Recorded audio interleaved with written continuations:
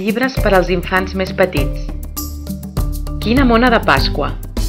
La Maria i en David tenen una mona, però sense plomes, ni pollets, ni xocolata. Per sort, el padrí ho solucionarà tot. Soc un hipopòtam.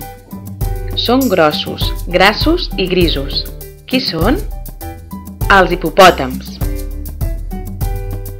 Sorpresa.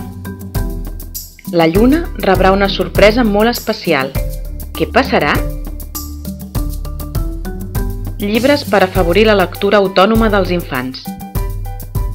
L'Aneguet lleig. Una emotiva versió d'aquest tradicional i conegut conte. La vaca. Amb magnífiques fotografies ens acostarem a aquest animal i coneixerem com és, com viu i què menja. I per als primers lectors, una trepidant aventura. El follet Oriol i el castell dels conjurs.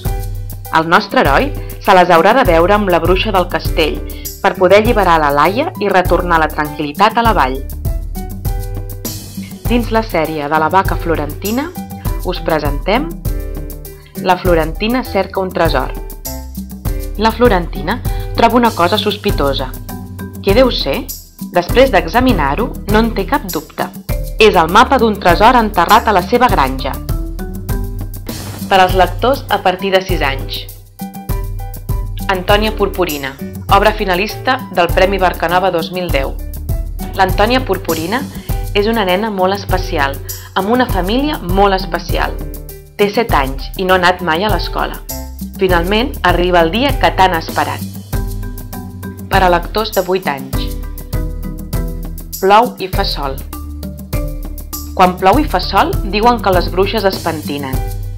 Un dia una nena, que es diu Bel, descobrirà que les bruixetes més joves estan tristes. Però per què? Per a lectors de 10 anys. El rei Rodolí. En el regne de Marimunt, un bon dia el rei perd la xaveta i comença a manar a cops de rodolí. L'ombra dels oblidats. Un grup de joves viu pendent dels canvis tecnològics que tenen lloc al seu voltant. L'aparició d'en Gustau i el seu gos, l'Ombra, canviarà la seva percepció de les coses. Per als joves. La lluna de gel, obra guanyadora del Premi Barcanova 2010. Ileana arriba a Bucarest on vol fer realitat el seu somni de ser model. Comença així la història d'una noia que és assetjada per una xarxa de prostitució mundial. L'assassinat del professor de música. El professor de música ha estat segrestat. 3 estudiants de l'institut són els alumnes designats pel criminal per resoldre les pistes d'un macabre joc que servirà per salvar la vida del professor. Terra de dracs.